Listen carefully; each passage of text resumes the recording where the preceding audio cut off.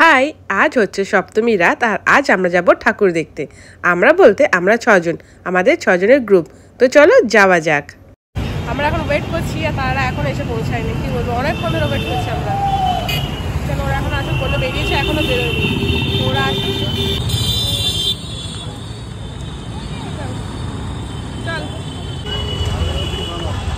আজকে আমরা যাব বজবজের দিকে ঠাকুর দেখতে। ওখানে কয়েকটা প্যান্ডেল বেশ ভালো হয়, তো ইচ্ছা আছে ওখানে যাবার। আমরা আগে প্রত্যেক বছরই যেতাম।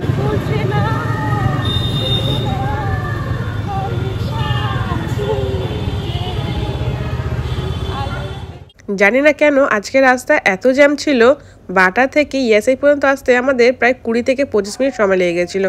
আমরা এখানে আছি কারণ এখানে একটু জ্যাম কম হয়, কিন্তু আজকে প্রচুর জ্যাম ছিল।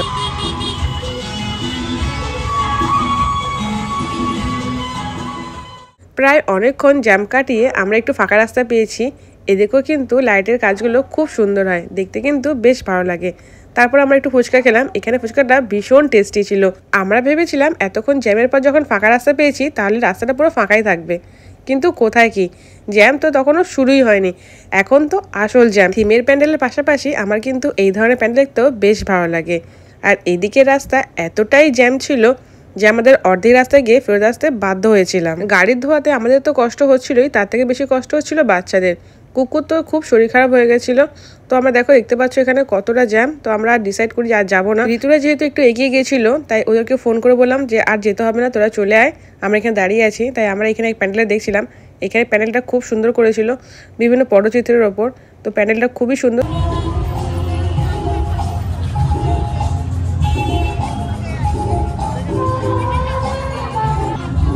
সবাই মিলে ঠিক করলাম যে আর ঠাকুর দেখবো না, যেহেতু অনেক রাত হয়ে গেছে আর সঙ্গে ছোটো ছোটো বাচ্চাও আছে। তাই কোথাও খাওয়া দাওয়া করবো, করে এবার বাড়ি ফিরবো।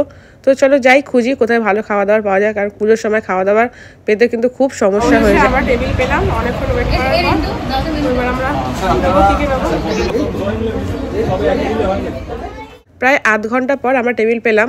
আমরা ওয়েট করছিলাম কারণ সব জায়গাতেই একই, যেখানে যাবো সেখানে ওয়েট করতে হবে, তাই আমরা কোথাও আর যাইনি। তো এখানে আমরা এলাম। তো এখানে আমরা খাওয়া দাওয়া অর্ডার দিয়েছি। ওনারা বলেন সমস্ত অর্ডার আসতে একটু টাইম লাগবে। তো সেই ফাঁকে আমরা প্রচুর ফটো তুলেছি, প্রচুর মজা করেছি। ননিয়ার কুকুর তো ভীষণ মজা করেছে।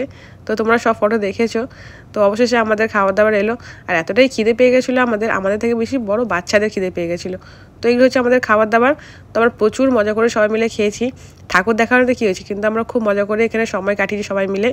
চলো এবার বাড়ি ফেরার পালা। তো আজকের ভিডিও কেমন লাগলো অবশ্যই কিন্তু কমেন্ট করে জানিও। তো আমার এই লাইটিংগুলো খুব ভালো লেগেছে। দেখা হচ্ছে কালকের অষ্টমীর সকালে। তো সবাই ভালো থেকো, টাটা, বাই।